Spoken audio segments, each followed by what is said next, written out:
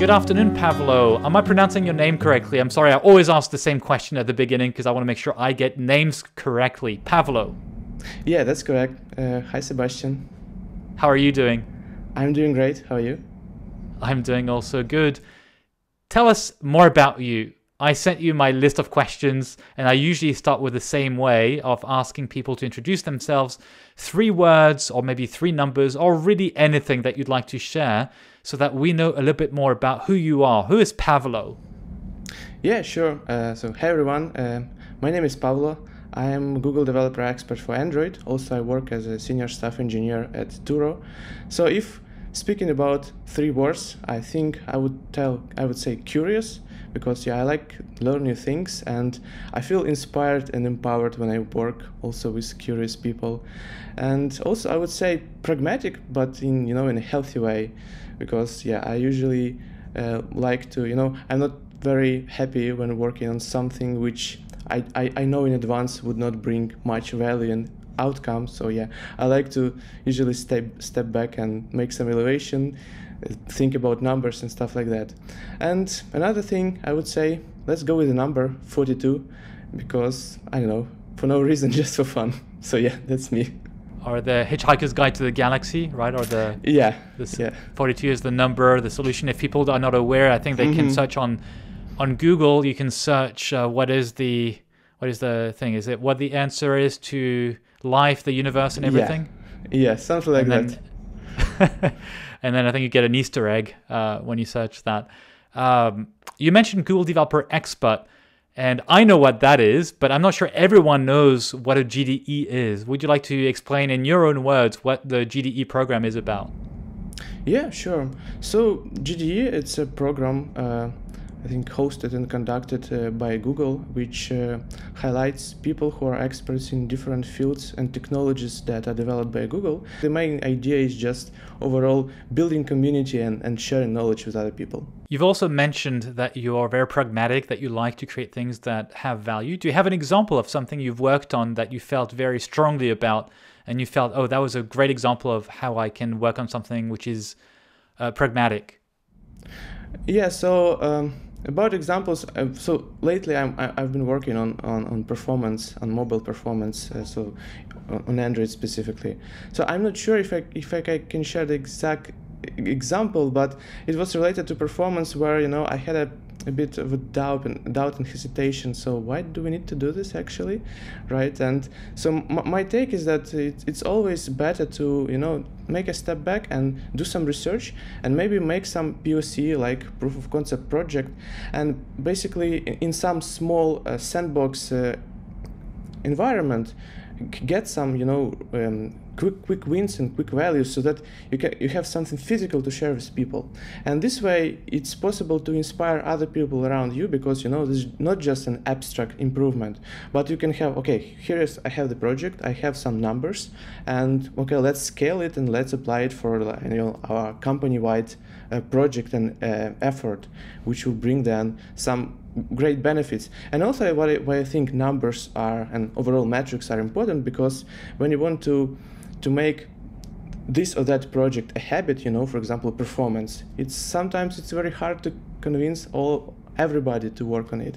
But when you have a quick and visible results that, okay, we've done this thing and it improved some metric by this percentage, I think it's easier to inspire and motivate other people, to continue doing it. I've also noticed in your profile that you have experience, if I'm not mistaken, you've had past experience at MasterCard and Grab and Lyft. Were there any similarities and challenges in terms of, or the meaningfulness of the work that you were doing, just in light of what you just shared with us right now in terms of the satisfaction and the inspiration that comes from performance metrics?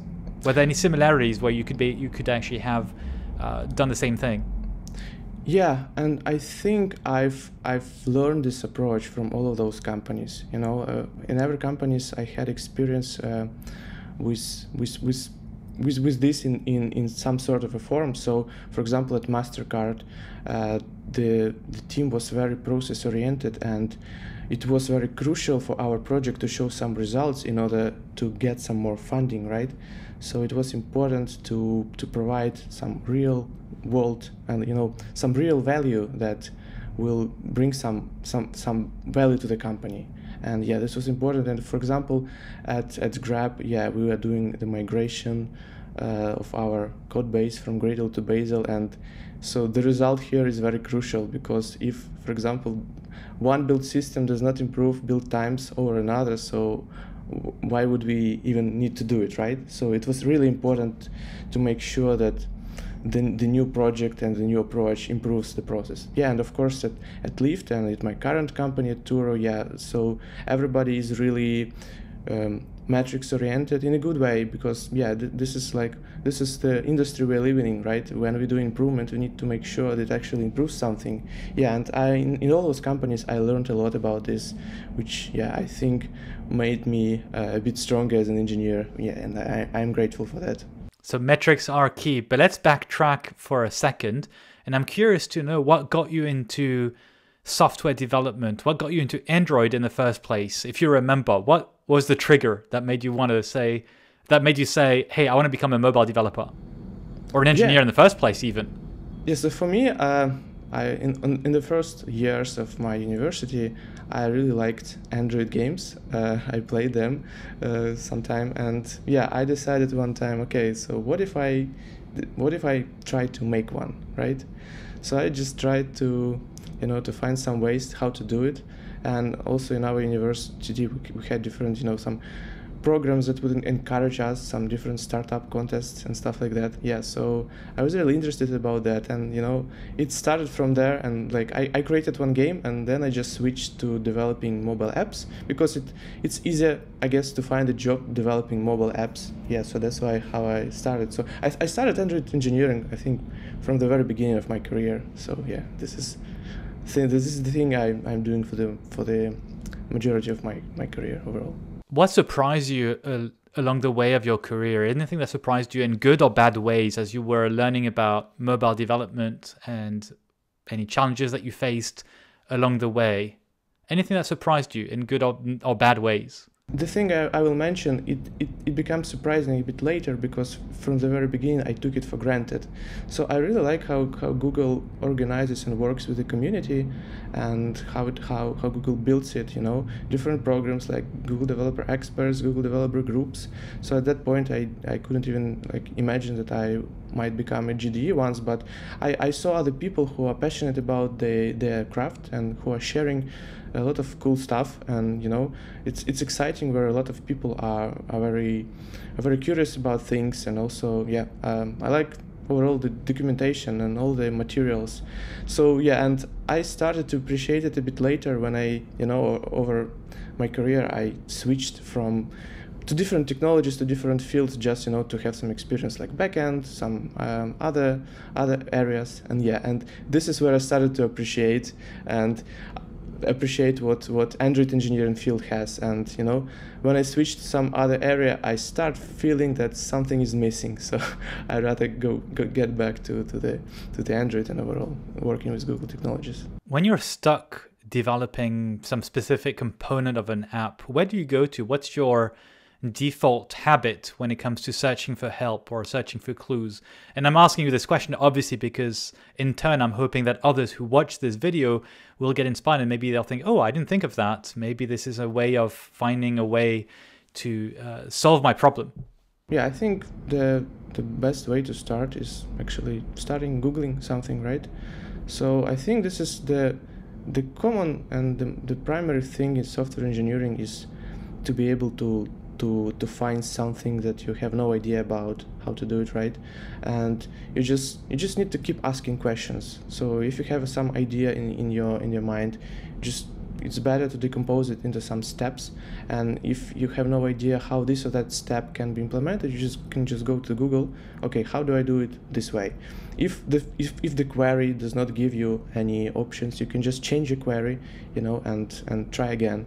And yeah, so sometimes you just need to push and keep harder until you find a solution, because there are some issues and problems and tasks that are really tricky and there is no obvious solution. So it's important just to keep going until you find the solution. Let's talk about the other side of the coin, which is when you're not searching for help, but you're actually sharing your knowledge. And that's where Dev Library comes into play. So Dev Library for those who are watching this probably are aware, but just in case, is a platform where people like yourself, external developers, external to Google, are submitting your projects, your blog posts, and a bunch of Google engineers will look at it and select what they think is interesting, valuable enough for others, and then it gets linked from or hosted on the platform. So you've submitted a number of content pieces which have been selected, a number of blog posts, and I think a couple of GitHub projects.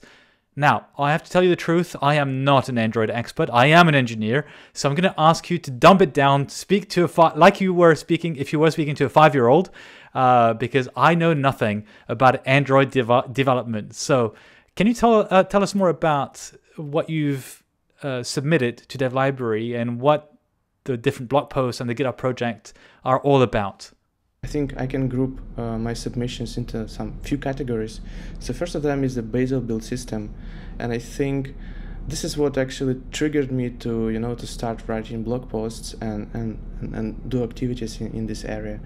So because when I worked at Grab, for example, and I learned how to work with Bazel build system, and I learned that it's a bit challenging to learn this area, and I wanted just to share knowledge with people and to make sure that other people who will be learning and going through this journey as well maybe will have a little bit of easier time learning it for themselves. So yeah, that's one thing, and yeah, there are a few articles and projects that are focusing that. And also in Android, this is the other very common thing is, especially nowadays, is Jetpack Compose and building new modern UI in a very efficient way. So yeah, a few of them are focusing that in the Kotlin language. So yeah, a bit of everything. And yeah, lately I've been focusing on performance. So yeah, I might try to submit some new stuff. Hopefully it will be good enough to be featured there. What prompted you to write these blog posts and to share it with a wider community? Because you could have kept the knowledge for yourself if you had wanted to, but you took the trouble to write it down and to share it. What's the motivation here? I think the motivation here is that I remember, overall, when learning stuff in software engineering, it's not that easy sometimes, right? And sometimes you need to go through some hard steps to get some knowledge and experience, and I just want to make sure that when technologies, for example, like Bazel, when they are new, there is not much of a content there. So when I learn something, I think it would be beneficial for the entire community if I just share a piece of my knowledge, and maybe if even few people just check it and have a bit easier time when learning the technology and going through this journey. Yeah, I think I'd be really happy, and this is why I'm doing it. For someone who's starting on Android today, knows nothing about Android development, what would you suggest for them to get started on? Where should they get started? What should they do? For someone who's brand new, who's a bit scared maybe by realizing there are millions of developers worldwide and millions of apps, where should they get started? What would you tell them so they don't get demotivated from the very beginning? Yeah, this is a very good question. I think the best way to start is actually, since Android operating system and SDK is developed by Google, so Google has a lot of great starting materials, that help you to get started. However, also there are a lot of awesome courses and different articles and blog posts from people from the community. So I think the easiest way would be just start Googling like how do I write an Android app, and I think the search engine will help and show like the best options. And it's important that if, for example, you open the first link and for some reason you didn't find it exciting, or maybe it didn't work for you, just try the second one, because there are different types of sharing content. There is visual, there is like videos, then blog posts. I think the best way would be to try and find something that works better for a specific person and then just go from there.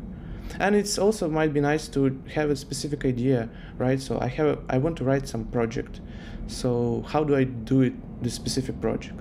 And then you already will have half of the job done, because you'll have a list of questions which you would need to ask, right? So like, how do I do a network request? And you can just type it and do this. Yeah, so I think it's better just to have an idea, which then, yeah, you can develop into some project and maybe share with people. Very clear. Pavlo, native apps or web apps? Oh, that's a controversial one. Yeah. And also, you know, I would add another item to that, because even native apps, they're like purely native, but there are some technologies like Flutter or React Native, which are not web, but not native as well. So I would say... So native, Flutter, or web app? Yeah, I would say just pick what works best for you in the use case. I wouldn't say there is like a 100% answer for every use case. Sometimes native app would work better because, for example, performance matters, right? So if you need to your app work fast and have all the functionality or some specific functionality that only available in a native app, yeah, of course, go for it. However, if you need to bootstrap something very quickly, and if you want it to be multi-platform, right, you can go with Flutter, for example.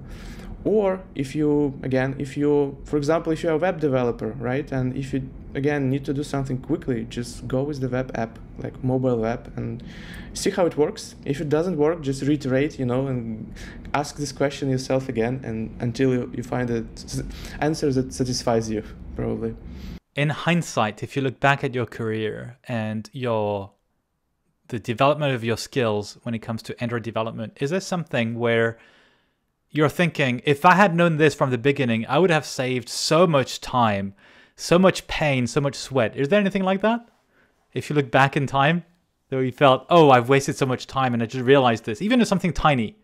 I would say I don't have a specific thing that I'm thinking about that, because, I mean, as a software engineers, it's our job, you know, to always work with things we don't know, and usually it takes a lot of time. So, but I think during the moments when you spend a lot of time on doing something and you are finally and eventually, you know, reaching some result that satisfies you, this is the essence of a software engineering job. So yeah, I think this is crucial thing. And one more thing I would say is that if speaking about career and jobs, I would say I would emphasize the importance of a culture and work environment, because it makes a really big difference. And yeah, I worked in, like, I had different examples in my career, and for example, even like now my current job at Turo, yeah, has a really remarkable culture. And I notice even by myself that depending on the culture and the environment, I can show different performance and productivity, right, and different level of motivation. And if it works with me, it works with other people. So yeah, I would say it's really important to make sure that environment you're working in actually empowering you to do more and more, some cool things overall at work. I completely agree with you. Obviously, with a good atmosphere, a good environment, it's more conducive to innovation, to being motivated to do something great. So I completely agree with you on that. What is the worst advice that you've heard in our tech industry, or when it comes to mobile development maybe? Is there something that you think people keep repeating this and it just does not make sense? Is there anything like that? The worst piece of advice that you've heard in our industry? So there is one thing I hear even like out of our industry, you know, how they tell if you like something, if you like your craft, you won't have to work a single day in your life. I kind of partially agree with that. Of course, you have to like your craft, right? But there are some situations and moments at work in your job where you don't like a specific and particular like thing you're working on. For example, you're learning something and it's so hard to comprehend at the beginning that you hate it. But if when taking a look at the bigger picture, actually, when you persevere through that, you will actually enjoy it. So I would say that in every craft you have to be prepared that not everything will be full of joy and, you know, like very, very pleasant to do. But sometimes it's important just to go through it, persevere, and looking back, it will be really, it brings a lot of satisfaction and understanding that it was really important and you had to do it to become a better version of yourself. Very wise words. What excites you going forward when it comes to Android development? Are there specific features or aspects of the platform that you're very eager to see coming up? Or maybe other fields. Maybe you're looking at exploring, I don't know, machine learning models and artificial intelligence and how this can play with mobile apps, or something completely different. I don't want to put words in your mouth. Anything that excites you. I think overall, in terms of Android industry and engineering, I like where things are moving. I like how the community is active. So this is really a great area of engineering to be in, and even to start in right now, right, or continue working in. All the cool new technologies, all the effort that people are putting into the community. Yeah, and for me personally, I'm enjoying working on mobile performance since recently. So yeah, I like that we have a lot of technologies and approaches in the community in that direction. For example, there is a baseline profiles which Google develops recently. So yeah, there is a lot of cool stuff, and I like the overall dynamics. I like how community grows and develops things very fast. Yeah, so yeah, I would say the dynamics, it's the best thing that motivates me to be here and to do things I'm doing right now. Very clear, and thank you for all the insights you shared with us. You've talked about workplace environment and how this matters for motivation. You've talked about when you're getting started, it's good to have maybe a sense of a use case of a specific project to get started and work on. You've mentioned how aspects of work or life are not always fun. Sometimes it can be tough to the point that you hate it in the moment, but you said and reminded us that we need to think about the bigger picture, and it will be gratifying in the end. And that you need to persevere. Any final words you'd like to share with developers or mobile developers as part of this video and wrapping up this interview with you? Any final few words? We were talking about advices during this video. I would say just the best thing that works for me, that you need to find a great balance between listening to advices and making some actions, because just listening to advices might be a bit disappointing if you know you're not trying to implement them in real life. But yeah, when you try to do something, implement the project and do some cool stuff, yeah, only in this case I think it might be beneficial to hear some advices from people and proceed with some specific cases, yeah, where it might be beneficial. So get started and then get specific advice on what you're confronted with. Yeah, I would just say that just like it's great just to keep trying and keep doing, even if it doesn't work from the first time. Yeah, it will work eventually. So in any way. Thank you for the motivating words and the words of wisdom. Pavlo, thank you very much for having spent some time with me and answering some questions. I hope it inspires many others, whether to look into Android development or specifically mobile performance, which is your area of expertise, at least one of the areas of expertise. So thank you very much. Thank you very much. Thank you for having me. It's been a great pleasure.